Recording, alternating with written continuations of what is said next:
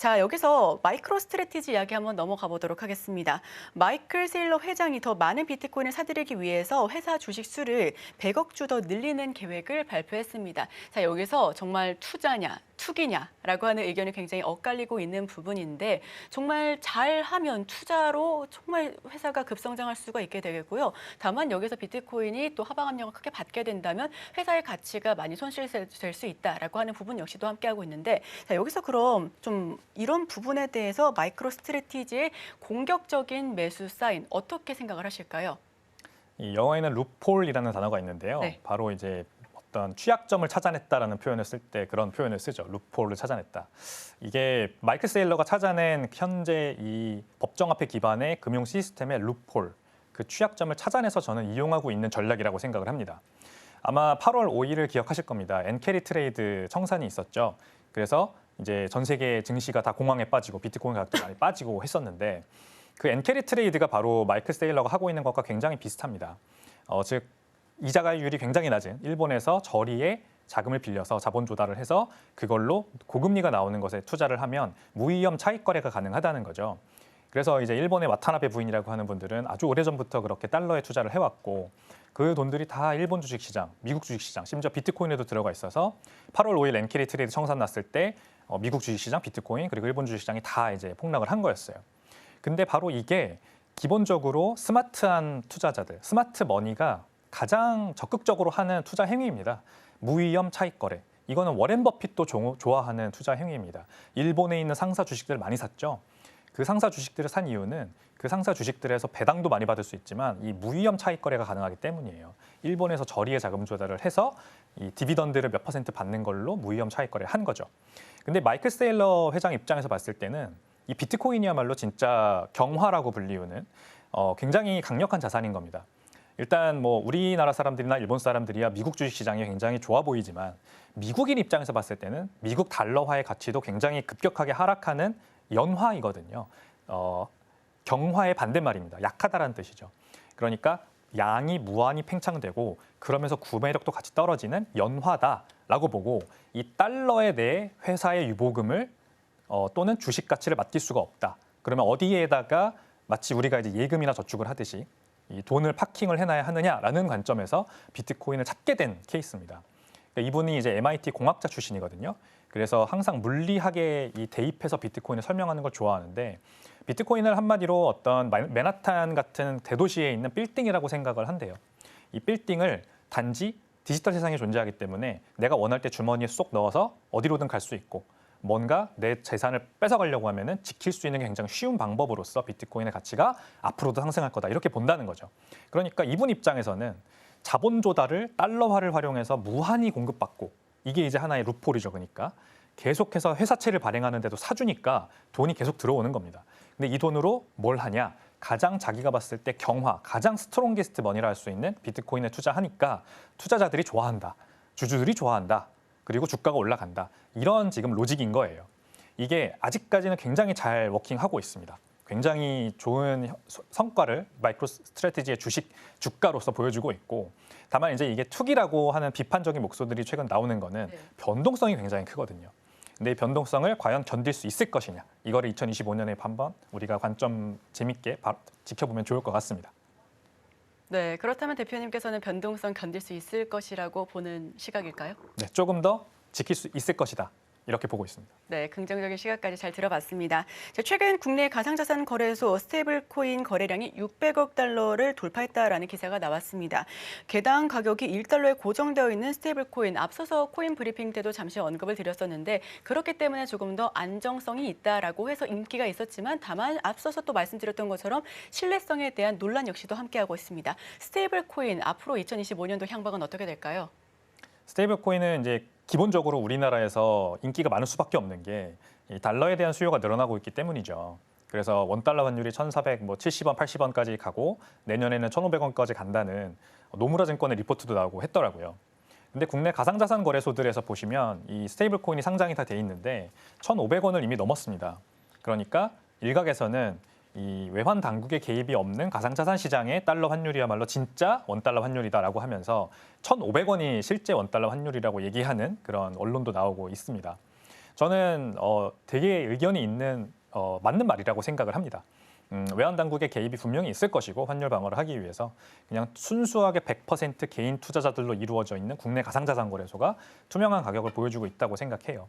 그래서 원달러 환율이 내년에도 올라갈 것 같으면 국내에서 이 스테이블 코인에 대한 관심은 계속해서 늘어날 겁니다.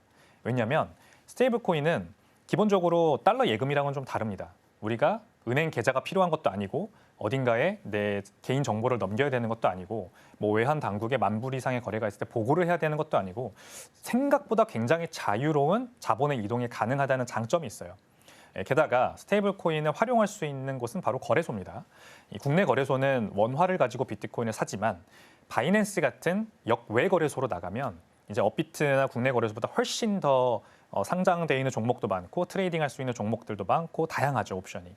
이곳에서 비트코인을 비롯한 암호화폐를 거래를 하려면 스테이블 코인을 가지고 가야 돼요. 그래서 스테이블 코인의 수요가 늘어나는 효과도 있습니다. 그래서 비트코인의 가격이 올라가면 만약에 2025년에 비트코인 가격이 올라가고 말씀해주신 이더리움이라든지 BNB 같은 기타 암호화폐들의 가격이 올라가는 진짜 코인 불장의 원년이 된다면 그러면 스테이블 코인의 인기는 덩달아서 높아지게 됩니다. 스테이블 코인의 시가총액 거래량 계속해서 늘어날 거고요. 국내에서 자본 엑소더스라고 할 수 있죠. 국내 거래소에서 자본이 스테이블 코인을 통해서 해외로 빠져나가는 현상은 더 가속화될 거다. 저는 이렇게 전망을 합니다. 네, 내년도에 정말 말씀해 주셨던 것처럼 암호화폐 불장이 오게 된다면 스테이블 코인은 이와 관련해서 동반의 상승세를 당연히 나타낼 수밖에 없다라고 하는 그런 이야기까지 나눠봤습니다. 환율에 대한 변동성 역시도 우리가 반드시 체크해 둬야 될 부분인 것 같은데요. 지금 현재 원달러 환율이 계속해서 고공행진하고 있는 모습까지도 그려지기 때문에 이와 관련해서 인기가 더 늘어날 것으로 보여집니다. 자, 이와 관련해서 백악관에서 디지털 자산 자문위원회가 생긴다. 즉, 백악관 내 암호화폐에 관련된 TF가 만들어진다라는 소식인데 이와 관련해서 또 상승세가 보여줬었고요.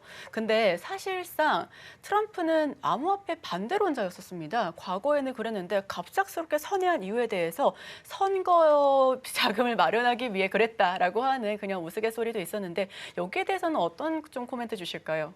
네, 트럼프 1기 때를 우리가 한번 돌아보면 달러 우선주의를 바로 떠올릴 수 있을 겁니다. 이 트럼프 대통령은 기본적으로 달러가 최강 대국의 지위를 유지하기 위해서 반드시 가치가 유지돼야 한다. 기축통화로서 계속해서 쓰여야 한다라는 아주 클리어한 그 확고한 이념을 가지고 있는데요. 그때는 비트코인이 이 달러의 위협이 되는 존재로 해석을 했었어요. 그러니까 비트코인이 암호화폐 또는 뭐 디지털 머니 이런 식으로 자꾸 돈이라는 이름을 가지고 나오다 보니까 달러의 위협으로서 받아들였고 그래서 비트코인을 그때는 굉장히 배척했었죠. 근데 이번에 이제 2기 집권을 하면서 트럼프의 참모진들을 보시면은 전부 다 이제 젊은 사람들, 특히 부통령 제이디 벤스 같은 분들은 실리콘밸리의 유명한 투자자 출신이고요. 그다음에 비벡 라마스와미, 이 트럼프 대통령과 경선에서 경험을 치렀던 분은 역시 이제 창업자 출신이자 투자자 출신으로 비트코인 투자도 굉장히 적극적으로 하고 있는 분이었어요. 이렇게 중용한 내각의 여러 인재들이 다 비트코인과 연관이 있는 사람들이다 보니까 자연스럽게 비트코인은 달러의 어떤 대체제가 아니라 또는 경쟁자가 아니라 달러와 상호 보완 작용을 하는 무언가다라는 아이디어를 얻게 된 겁니다. 비트코인은 자산이자 어떤 미국인들의 개인 주권, 개인 자유 이거를 신장시킬 수 있는 기술이다. 디지털 기술이고 이것을 미국이 더 적극적으로 산업을 육성하고 그리고 비트코인 자체를 모아나가려고 하면 그게 오히려 미국의 국익에 도움이 되고 그게 달러 가치의 상승으로 이어진다라고 하는 거를 본 겁니다. 이번에 한번 그 미국 트럼프 대통령 2기가 등장을 하면은 어떤 정책들을 펴는지 보면 좋을 것 같은데 저는 대표적으로 기대되는 게 바로 이 중국 대리기거든요. 중국 대리기가 아주 적극적으로 실현이 될 겁니다. 그때 이 중국의 자본 엑소더스가 비트코인을 통해서 발생하는 것을 아주 바라고 있다는 생각을 하고 있어요.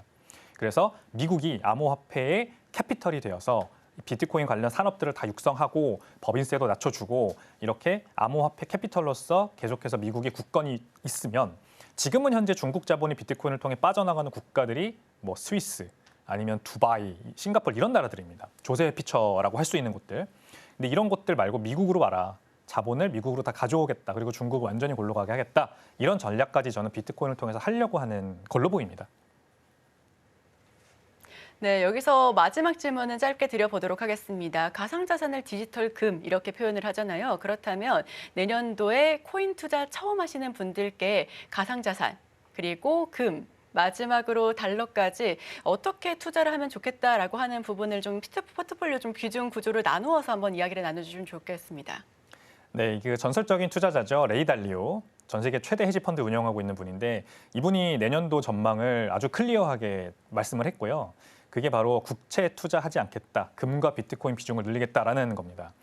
저는 기본적으로 이 내년도는 인플레이션의 한 해가 될 거라고 보고 있어요. 인플레이션이 미국이나 기타 주요 선진국들에서 더 지금보다 상승하는 그런 장세가 펼쳐질 수 있고 그런 상황이 펼쳐질 수 있고 그러면 반대급부에서 주목받는 것은요. 금과 비트코인 같은 극강의 안전자산들이라고 생각을 합니다. 주식으로 치면은 뭐 지금까지도 계속 좋았지만 매그니피선트 세븐 주식들 같이 굉장히 투명한 그리고 좋은 전망들이 있는 주식들이 계속해서 잘 될 거고요. 그리고 알트코인이라든지 아니면 중소형주 같이 미래를 좀 더 좋게 보고 어떤 리스크를 지고 투자해야 되는 것들은 계속해서 좋지 않은 한 해가 되지 않을까 이렇게 저는 개인적으로 생각을 합니다. 그래서 가상자산 처음 투자하시는 분이라면 암호화폐들 말고 비트코인만 선별적으로 집중해서 투자하시는 게 좋다. 저는 이렇게 말씀을 드리겠습니다. 지금 바로 구독을 눌러보세요. 실시간 경제 뉴스, 투자 전문가들의 다양한 시황과 정확한 분석, 또 알찬 투자 정보까지 신뢰할 수 있는 저희 서울경제TV와 함께하세요.